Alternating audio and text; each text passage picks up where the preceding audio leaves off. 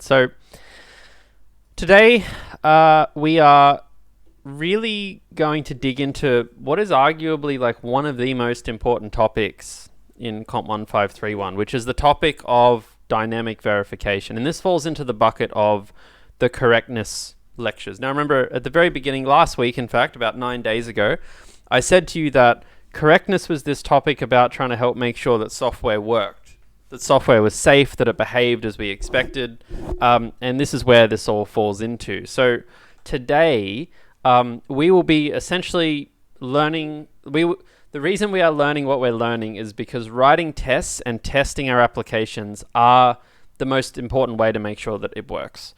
We also need to make sure that we approach our testing that we do in the right way so that we actually yield better results, so that our tests actually do something, because you can write tests that don't do anything, and we need to be able to understand the characteristics of programming languages and approaches in terms of how they prevent bugs, as in, how do different approaches and different languages prevent bugs in different ways. So we'll be talking a little bit about testing overall. Then we'll be talking about abstraction and black boxes. We'll be talking about design by contract, Jest, which is a testing library with Node.js, JavaScript, and then software safety as well. So let's start with, I guess, a bit more theory or some higher level ideas. And the first one is this idea of verification. Verification is an activity that essentially compares the system against the requirements for that system. So verification is just a way of, checking, does the thing do what we said it would do? Like if you build a table and the table's purpose is to hold 100 kilograms of stuff, to verify that the table is correct, right? This is the correctness topic. You would put 100 kilograms of stuff on it and say, yep, okay. The system, a particular product of the system, its way to handle weight, we check that against the required characteristics of that product, which is, the weight and the table. And this can be anything. It can be, specific design standards or requirements, but whatever it is, it's what it's meant to do. And therefore, verification is, again, the idea that we're going to check if the system has been built correctly. The reason this matters, back to the why again, is just bad software is really expensive, frankly. It's super duper expensive. Like, bugs and issues can creep up and cost companies a large amount of money down the line. And, I've seen this firsthand myself. Like, I always kind of think, and I learned this through my, kind of my role running a software company. A lot of software in business is about cutting corners sometimes, but it's really like the real experience of you in your job often comes down to understanding where you can cut and where you can't. And in some areas of software, you can cut a lot of corners and drive the business forward. And in other areas of software, you can't really cut any corners, and drive the business forward. So, like as an example, say you're working in something like, airplane manufacturing, or,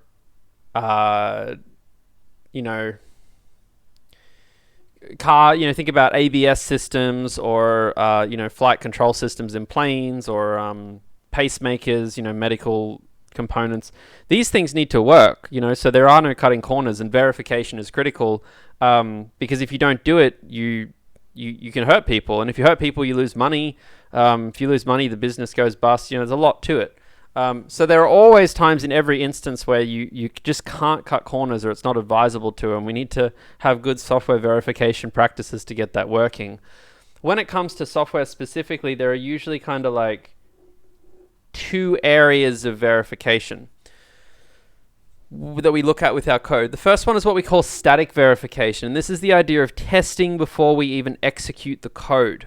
Sometimes we call these compile time checks, and you're probably used to them from 1511 because you had a compiler in 1511, and that compiler, when you went to compile the code before anything even ran, it would sometimes tell you if there were problems. It would say, hey, this variable is not defined, or if you use DCC, it might tell you something like, we've noticed that you've accessed an index in this array that doesn't exist. It's kind of guessing or like preempting things that could go wrong. So that's static verification, but most of what we're going to be talking about today, as per the name of the lecture, is dynamic verification, which is the idea of testing whilst we're executing the code.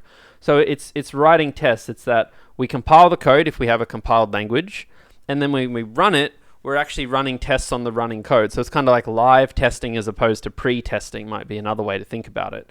And all of this is in the name of trying to improve software safety. Lots of words been thrown around here. Correctness is the idea of making sure, correctness and verification are kind of the same thing. How do we make sure software does what it's meant to?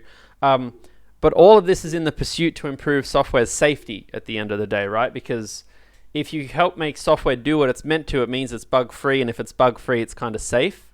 And this word safe is really important to contrast against secure, because they can kind of be thrown around again semi-interchangeably. But at the end of the day, good security practices are a protection from deliberate misuse.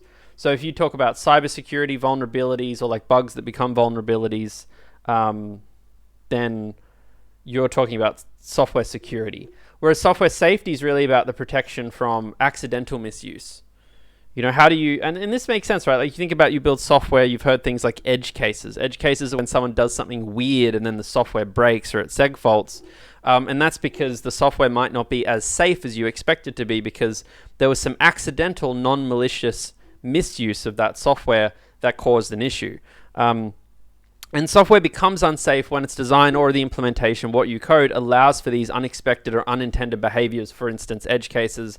And particularly a lot of them happen during runtime. And two obvious examples are, you know, in C, for instance, reading uninitialized memory or writing outside the array bounds. You know, as a good stat that one of the previous like co-lecturers of this course had, which was like around 94% of spreadsheets contain errors in formulas. And for any given spreadsheet, there's a 1% chance that it contains an error. Any spreadsheet formula, there's a 1% chance it contains an error. So basically, you know, like nearly all the software you use is not completely safe. There are bugs everywhere, and you'll find most of the time the bugs you find will not be security issues or something mission critical. You know, I think there was an example. I think YouTube Shorts for me had a bug on all my browsers where in some instances when I like clicked on a YouTube short on my homepage, it took me to like the shorts page, but the very next video, and I had to scroll back to it or something very weird, right? But like that stuff probably happens because all that it does is annoy people like me for a few days until they fix it. So, you know, the criticality of getting that software and those edge cases right may be a little less important, but this is all of what we're talking about. It's all about making software safe. So let's look at some examples of software safety. So, because, you know, sometimes people ask, like, what is safe software? You know, what are different ways we can deal with it or make sure it's safe? So one example is memory safety. C is not considered a memory-safe programming language. However, JavaScript is. And the reason for that is that JavaScript prevents access to memory that hasn't been initialized or allocated. And you can't actually access it without pointer arithmetic either. So JavaScript dynamically accesses memory at runtime. You know, I think for some of the younger students here, there's always that kind of misconception that, you know, JavaScript doesn't have pointers, and it's like, well, all programming has pointers. It's just whether they give it to you, whether they give you the power to use the pointers or not. So JavaScript's mallocing stuff, or JavaScript's using code that mallocs stuff. It's just it doesn't give that to you. It creates that abstraction layer between you. Whereas in C, there's no bounds checking performed for array accesses.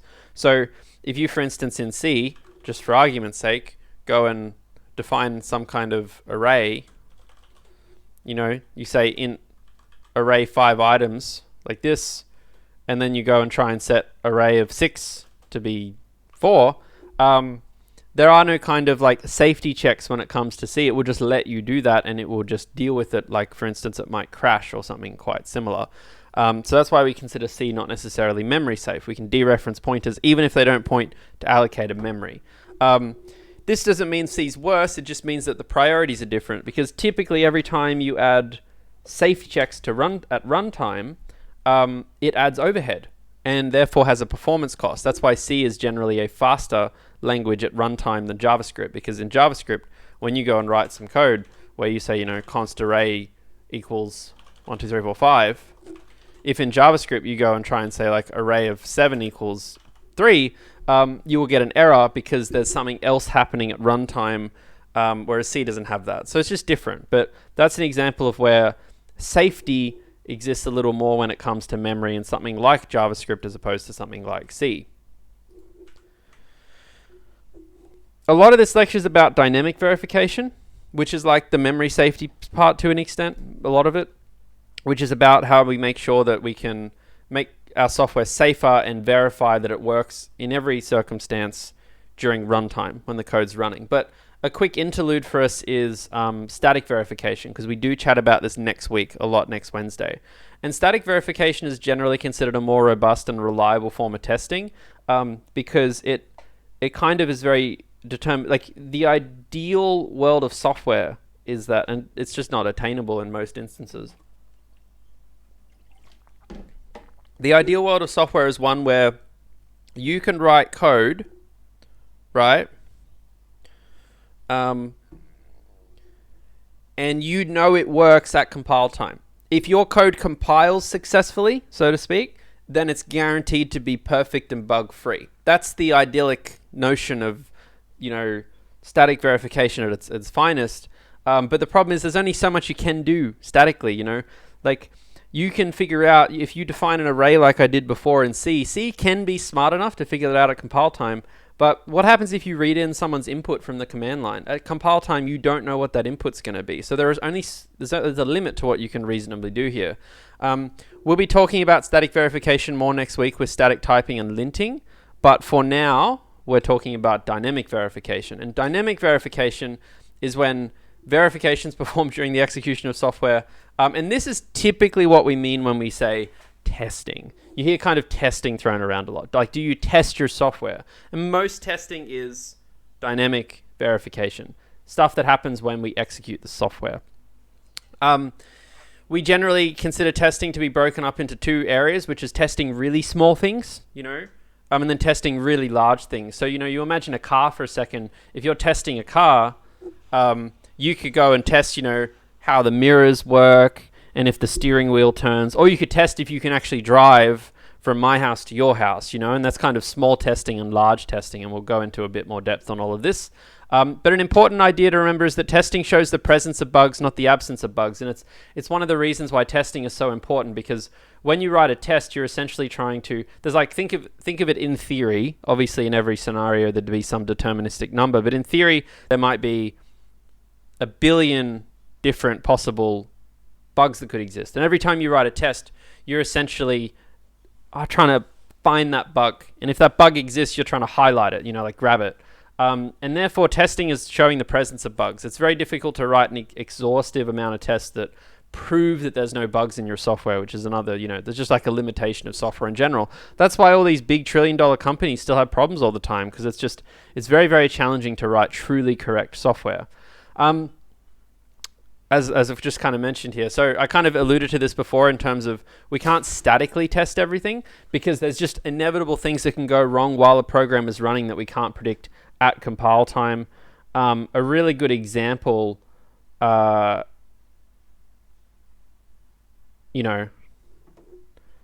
really good example, I guess, is like, what if you run out of disk space? What if your code uses memory and you just run out of it?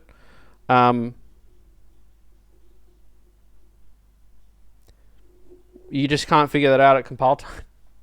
You just have to let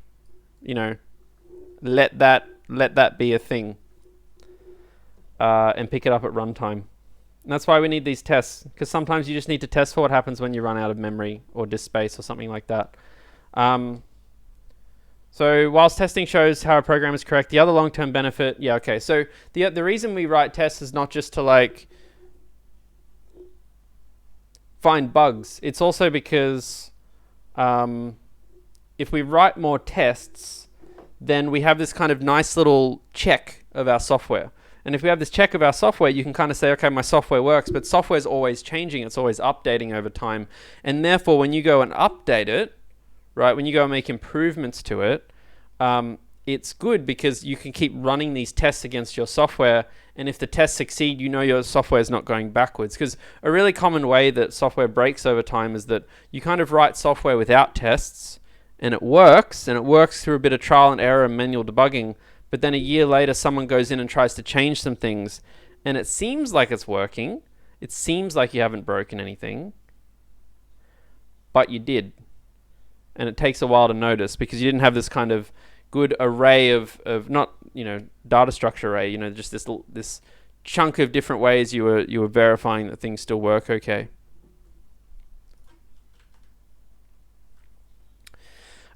We talked a little bit about testing in the small and testing in the large. When we test small things, we're often referring to this idea of unit tests. And unit tests in software are typically testing these really, really small things in isolation. A really good example is like testing that a function works.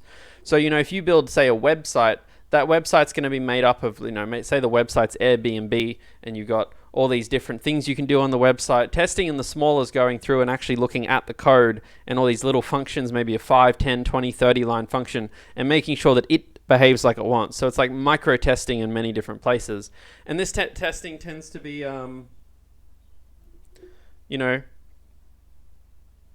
this testing tends to be very transparent. It doesn't look at your code too abstractly. And what I mean by that is that, I mentioned before that what if you are testing a car? You can test the steering wheel and the mirrors, that's small stuff, or you could actually drive the car from A to B. Typically when you drive the car from A to B,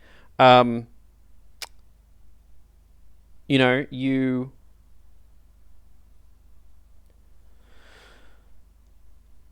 don't really know what's going on in the car. Sometimes you might, but people who do that kind of testing don't necessarily know all the details of everything. Whereas this kind of small testing, it really does focus in more on just that detail. So what I mean by that is, when someone's testing a steering wheel or a mirror, it might tend to be an engineer who's worked specifically on that component. But this testing in the large one is a little bit different. It's where we look at systems a bit more abstractly, or what we call black box testing. And this is the idea where we can actually test something only knowing its input and output without actually knowing how it works. And these kinds of tests, you can break these up into different layers. Like you can call them like module tests, integration tests, system tests, and they all kind of, increase in their abstraction. In a course like this, it's really hard to, find nuance between all these tests because the project you're working on and the labs and stuff are really quite small.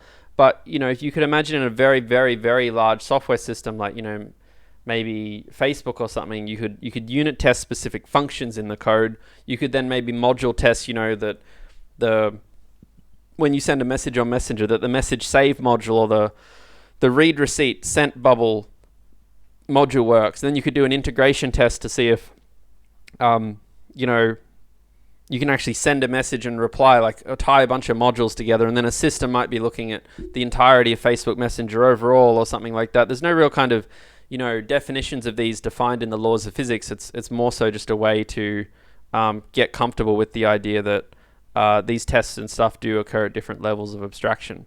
But what we're going to do is we're going to start getting into actually, we're going to start getting into some more coding. And if you had this function, right, think about this right now. This is not for all of you, but if you had this function, get even, it takes in nums, it creates an empty evens array, you loop through things, you check if they're even, then you push it to a new array. We've seen something like this before. How would you test it? If I said to you, test that it works. Well, what I'd probably do if I was, sitting in your position is I go and write some code like this. I'd go and put some code underneath and I just console log things out a few times. Maybe I put some comments there to make sure it works. So we could try and do this together if we wanted to, right? Go inside our env1 folder, open this back up, make this smaller.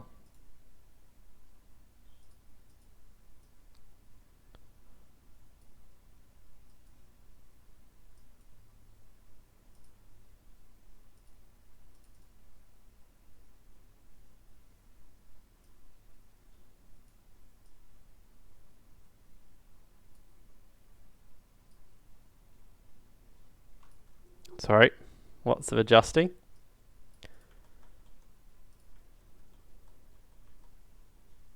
Okay. What was the file called? File was called 2.3 even testing 1. 2.3 even testing 1. Yeah, so if I got something like this, and I wanted to do some trivial testing on it, I might go and put these console logs here, right? Then I might run, node source 2.3 even testing 1. Now, even testing 2. And then I get some results, And I just maybe memorize what those results are. And that all kind of sounds well and good, but the problem with this is like, what is the problem with this? I'm sure I wrote it in the lecture slides again. We can take it one step further if we want, which is like, the problem with what I have here is that you kind of have to manually check it with your eyes. That's an obvious problem. Like, there's no programmatic way to make sure it works. You have to still do some manual inspection. If you're really smart, maybe you do something like this, where you actually call the function and you compare it against another array and you see if they all work. And if it doesn't work, you print something out. And therefore, when you run the program, if you don't get the output you expect, which we didn't here, it's weird. Maybe it's that double equals thing. I don't know. Why did that not work? It's probably comparing two arrays. This is a new piece of code, so let's just compare what it does. I think that it's probably comparing to some arrays thing. So one of the problems, this happens in a bunch of languages. Sometimes if you compare two arrays, because even if they have the same values, they are fundamentally different, you run into these kinds of problems. JavaScript's a little bit backwards when it comes to comparing two arrays. There's not a lot of great ways to do it. We'll get into this more next week, but in this particular case, one of the only, there's a few kind of horrible hacky ways to do it, but one of them, to get around it reluctantly, is to actually just convert all the arrays into strings and compare them. Newer versions of JavaScript, I think, might be trying to fix this, but there's some ugly parts to this language. Let me make a note of that one though. Don't like that. So that's another way to do it, and this one's really useful because you can kind of scale this a little bit programmatically, right? You can kind of be like, all right, well, now I can just run this and it will kind of work or not work.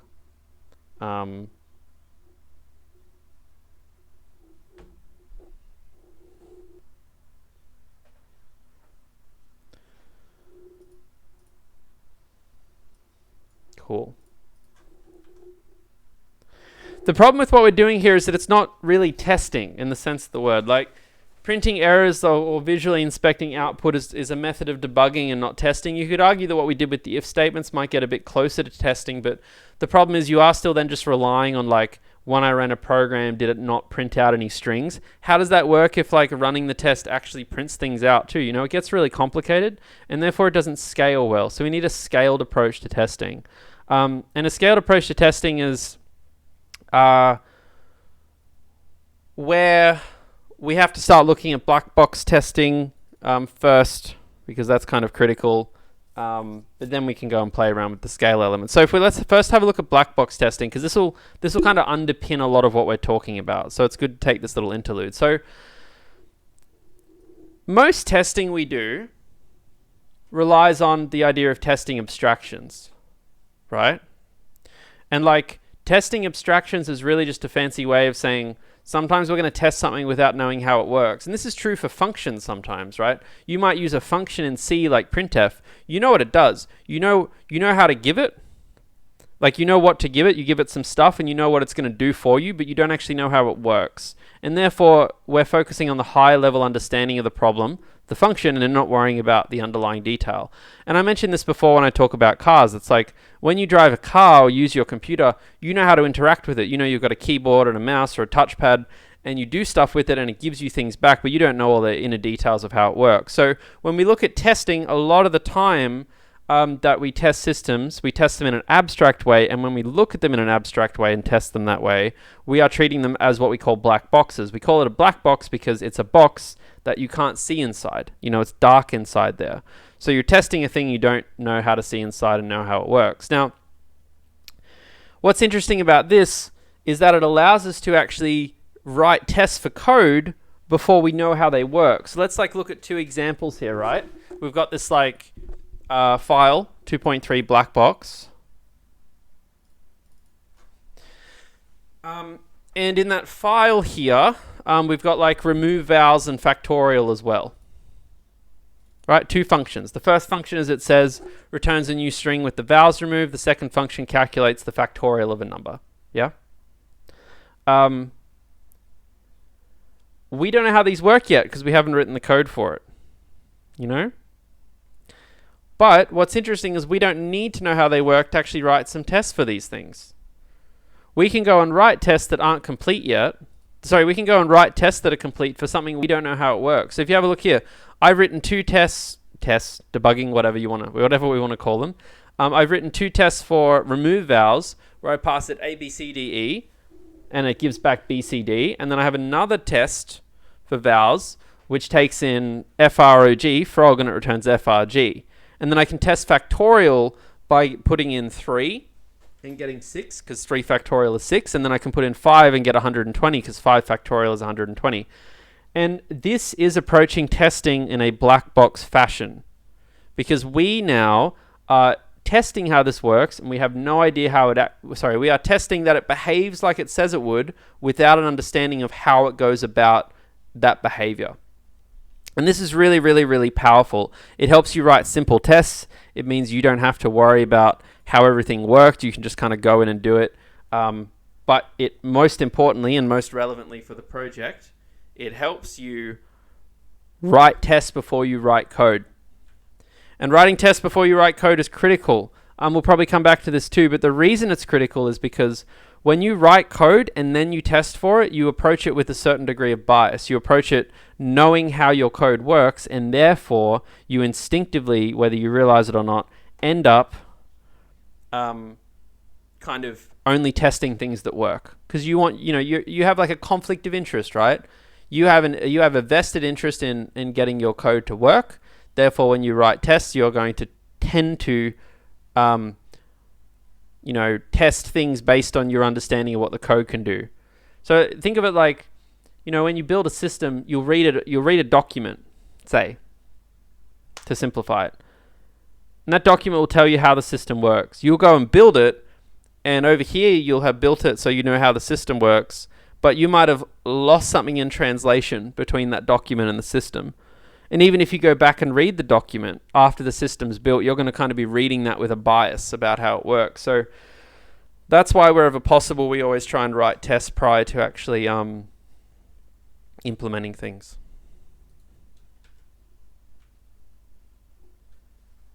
Now,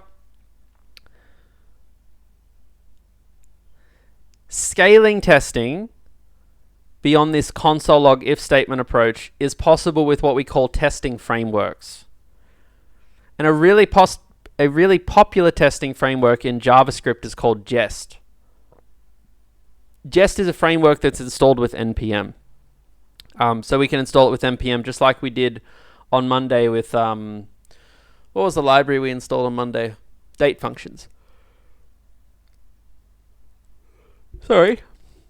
And Jest testing looks a little bit like this.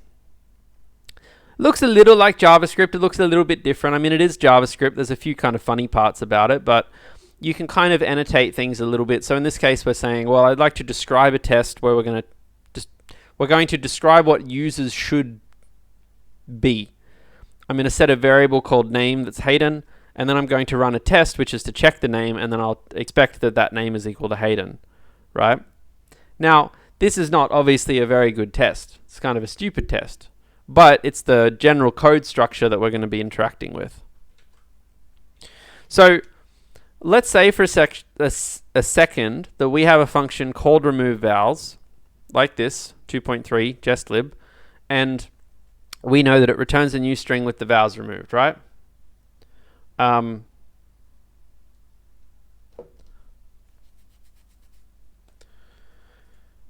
We export it too, because we want to import that somewhere else. So we can, every time you declare a function in a file, you either need to use that function in the file or export it basically, otherwise it achieves no purpose. So in this case, we are exporting it. However, if we want to start doing some testing and we want to use the Jest library, we have to actually npm install Jest. Now, one thing we didn't cover yesterday with npm is that when you npm install something, you can sometimes add this --save-dev flag, right? And this --save-dev flag, what it does, and it's very subtle here, is that it adds your dependency. It's already been installed on these lecture notes. It adds the dependency to a different place. So you see that these are the normal dependencies here, like the ones we did on Monday where we have the date functions. But these dev dependencies, which are where it's put when we have the save dev there, you'll see this if I get rid of Jest for a second, right, and then I npm install it, it'll put itself in that spot, right? There it is. It's very kind of difficult to articulate to you the difference when you haven't kind of gone too deep in the coding. But a lot of JavaScript code that you make is actually some of the libraries you used are not necessary for production code. As in when you do work on your own computer, you need certain libraries, but there are a lot of those libraries you don't need if it is sitting on a server somewhere running, production for other people to use it. It's like live. So for any library that we install that we think, well, this is important for me, but not important for when this is actually published or in production, we install it with save dev, and it essentially just means that when you have production builds, you don't have to install all these modules that you're not using. If you don't do that, everything's going to be fine. It just kind of adds bloat to your software, which sometimes can be bad, but you survive either way. But now what I've got is, whilst I've got my little black box, sorry, where is it? Whilst I've got my little, where was it? Jestlib. I've got my Jestlib file here with my remove vals, but I've also created another file, and this file is called 2.3_jest_lib.test.js. So I've added this little .test.js here. And what I've done here is that I have gone and imported the remove vals function here from the file, right? So I've imported it successfully, and then I've written a whole bunch of Jest tests. So I've got my describe. The describe can be anything. Anything that's yellow on the screen is up to us, like it's just strings. I've gone and said, well, I'm going to go do a bunch of tests for remove vals. And here are like my 5 or 6 tests. And the first test is I'm going to test for, I don't know why it says deals. Maybe it should say strings or something. I'm going to test what happens when I try and remove vowels from a string with no vowels. See what happens. So if I remove the vowels from BCD, I expect it to be BCD. And then I'm going to try and remove vowels from strings with only vowels. So if I try and remove vowels from AEI, I should get nothing. And if I remove vowels from OIU, I should get nothing as well. Words starting with vowels, ending in vowels, more complex words with vowels all over the place. So this is me kind of essentially testing different edge cases. And the Jest syntax here is kind of obvious. It's these describe, the test, the expect, the to equal. But Jest itself is actually a relatively straightforward framework to use, because you have these really kind of high-level keywords like describe and test, which are just ways of sectioning tests apart. But most of your testing really comes down to lines that look like this, where you say, I expect that a particular variable is equal to something else. And you can do a lot more with this. Matthew says, are frameworks the same as libraries? I'd more so say that, a library is... Sorry, really struggling. A library is essentially an isolated or segmented piece of code that you can use that someone else has written. It's like a book. Whereas a framework is often a library that, maybe has some like approaches and structures around it. So like you'd call the date functions as a library because it's just a collection of functions that you can use. Whereas Jest you'd maybe call a framework more because it's not just a library, but there's ways of using Jest. There are patterns, there are common practices and a few other things like that. So if we write that Jest code like we did here, we can actually run that, and this is where things also get kind of interesting. Another thing we didn't talk about on Monday, not that we should have, but it's more just deferred to today, is that often when you npm install a library, you install a bunch of code, and that code is just meant to be imported into your code. But for some libraries like Jest, if I go inside of node modules, right, these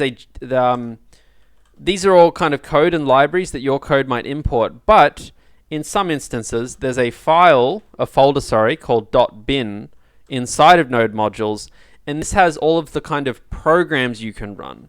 Because when you npm install something, it can either be a library with a bunch of code that you import into your code. It can be a literal program that you can run like gcc git node, or both. Jest is really interesting because Jest here is a program itself, and we can kind of run that if we try to. It's an actual program, and you'll see it'll give me kind of options as if it's an actual program. And in this case, it's not too happy. But if I go back up here, what this means is that if we write some tests, like in this 2.3 jest lib.test, I can actually run that by running the jest command, right? Which is in the node modules because we installed it. And I can just run source 2.3 jestlib.test.ts. Now what you'll see is these tests fail. And this is a really, really, really important point because there is a distinction between your tests being complete and your tests working. So what you'd say here is that your tests are complete. And the reason for that is that, for argument's sake, they cover all of the edge cases that we're interested in. I have written all the tests are done, but nothing is passing. And the reason nothing is passing is because the program hasn't been written. Like the function is not done. But that's okay. Like don't, just because it says error and it says 5 failed, it doesn't mean that you've done anything wrong. This is just like a necessary step. So as part of the, the development process, what we do is we frankly just come in and go, well, our tests are done. They're testing everything they need to. We run them. Everything fails. That we expect that. So now we go and actually work on the remove vals function. Now what's an easy way to do this function? Well, you could go into the whole string equals string dot replace and just replace, a with nothing. You do that for the other vals, right? And then just return string. That's one way of doing it. Just remove all 5 vals. Okay. Now some things are working, but some things aren't. So let's go and have a look at our test. So this is us now using our test to tell us if our software works. What are we noticing here? Well, we see that deals with starting vals failed because we tried to do it on OLD and we got OLD. Well, that's just a typo in my test, right? So you do make mistakes in your test sometimes. That's okay. That's bound to happen eventually. So I fix up my test there because that was an issue. Run it again. Okay, I've got 2 fails this time. I can see that my other fail is this BE thing, which is that when I tried to remove BEE, it only removed one B, as you can see. I expected it to be B like this, but it actually was BE. So now I go, oh, okay, now I need to learn more about JavaScript. JavaScript replace all occurrences. Okay, well, here you go. There's a JavaScript function, which I probably could have found through a quick Google, which is replace all.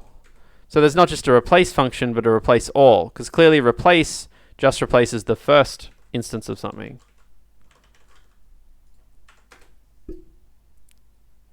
Okay, now we only have one fail, and that one fail probably looks like a typo too. Yep, see? Another typo, run that again. Now all our tests passed. And this should be really exciting for you because when we've set ourselves up in this particular situation, we've basically been like, yep, it all works fine. We know it works fine, which is good. Any questions about this so far?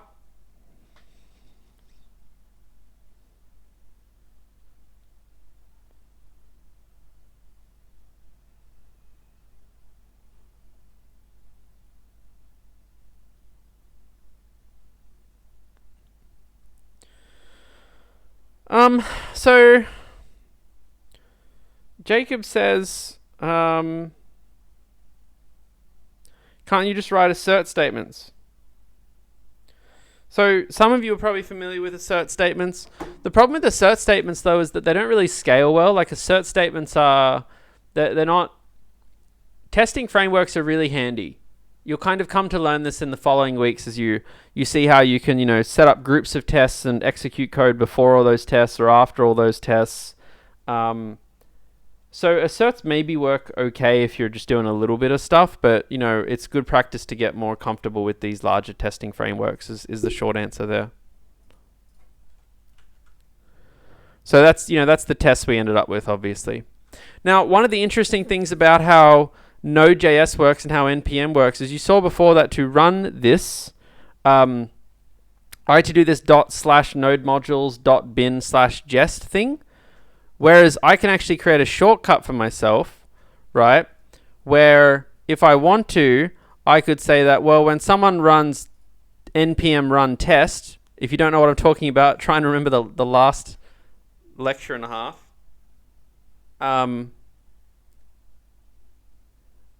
I can say if I run test that I want it to run, node modules /bin/jest/source/2.3 jest.lib.test.js, right?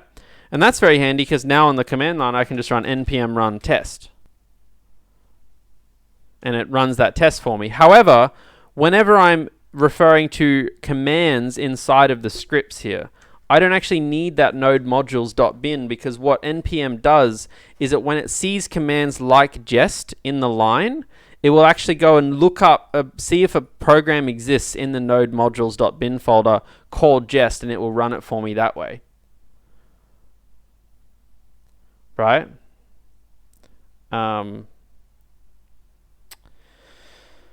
So that's good. And then Jest is also more powerful because what we can do is we can actually just say Jest source. We don't actually need to give Jest a particular file.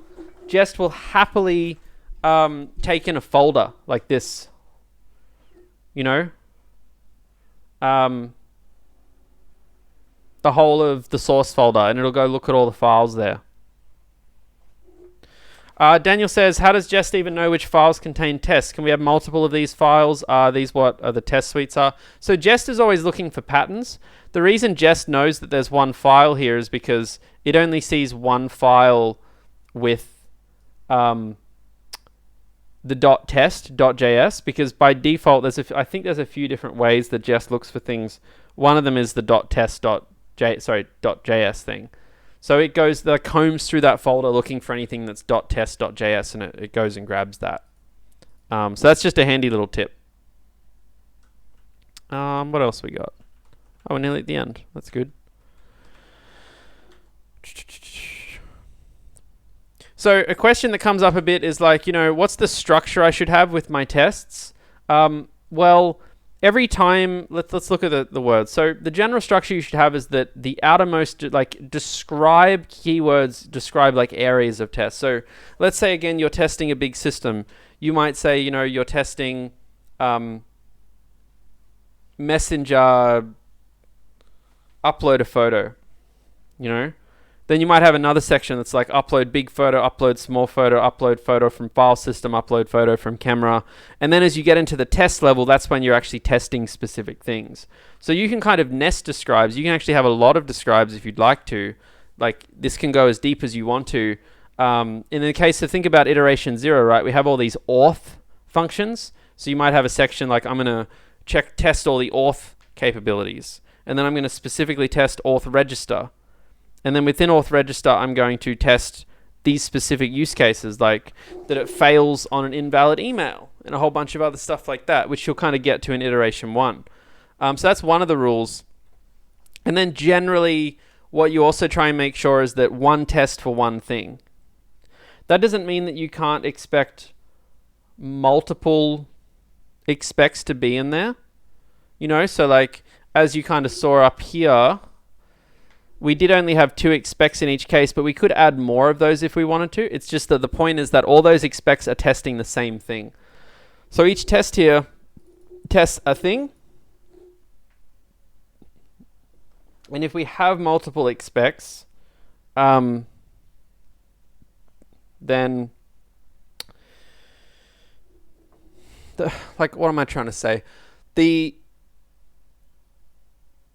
What is bad practice is if you have a test that tests different things, because ideally if one test fails, it means there's one behavioral problem with your code, you know? So you wouldn't want to combine some of these together, but because obviously you could put all these expects inside of one test, for instance, if you wanted to.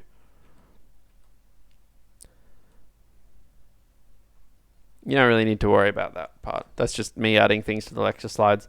Basically, we're saying that don't overthink some things.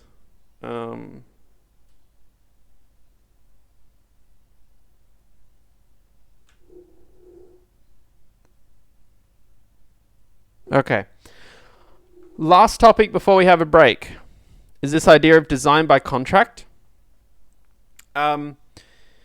Which is that when we're testing or implementing a function, there's a couple ways of thinking, right? So like a very kind of cybersecurity-esque way of thinking is defensive programming, which is like if you have a function called remove vowels in JavaScript, you expect anything and everything to be passed into that. You don't expect that people pass in strings.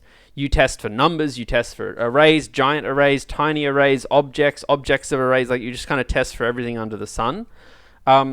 But another approach is when we talk about design by contract. And design by contract is when we only really work or test with the constraints that are placed on it.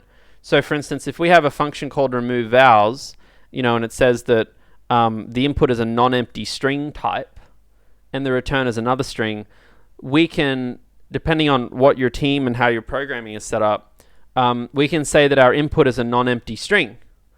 So as in what we test for, and what we prepare for is that all inputs are just, they're not going to be empty, they're definitely going to be strings. So it's a string and it's not going to be an empty string, so therefore you only kind of have to test that. Now, is that bad practice? Depends, right? Like, this function might be being used or called only by functions that have already checked for non-empty strings. Checked it's a non-empty string. So you testing this might be completely redundant in the context of a larger software system because someone else has already done the checks as part of another piece of software. This is also where communication and understanding of the problem is really, really, really critical. But the point is that a lot of what we kind of do in 1531 is if we kind of say to you, hey, this function takes in a string, then yes, you need to check all the edge cases and variances of if it, what different kinds of strings it could be, but you don't need to check if it's a number or something like that. You can just assume that it is a number. That's the end of dynamic testing. Are there any questions that have come up from that lecture? I'd be curious. I know there's a few less people here today, but be curious if people are confused about anything, have any questions about anything. Now's the time to ask.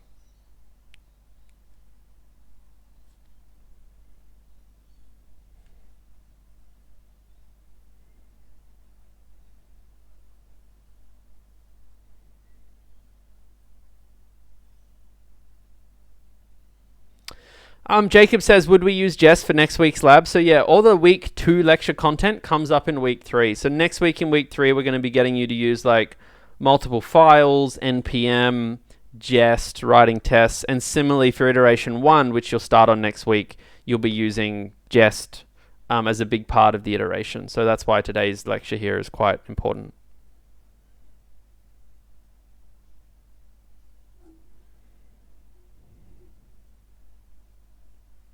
Iteration comes out on Friday night. All the iteration... Oh, wait, sorry. My bad. Iteration 0 is due on Friday night, but we release iteration 1 probably on Sunday evening. The specific timing will be shared in the notice that we send out on Friday. But it'll probably be Sunday night, I think.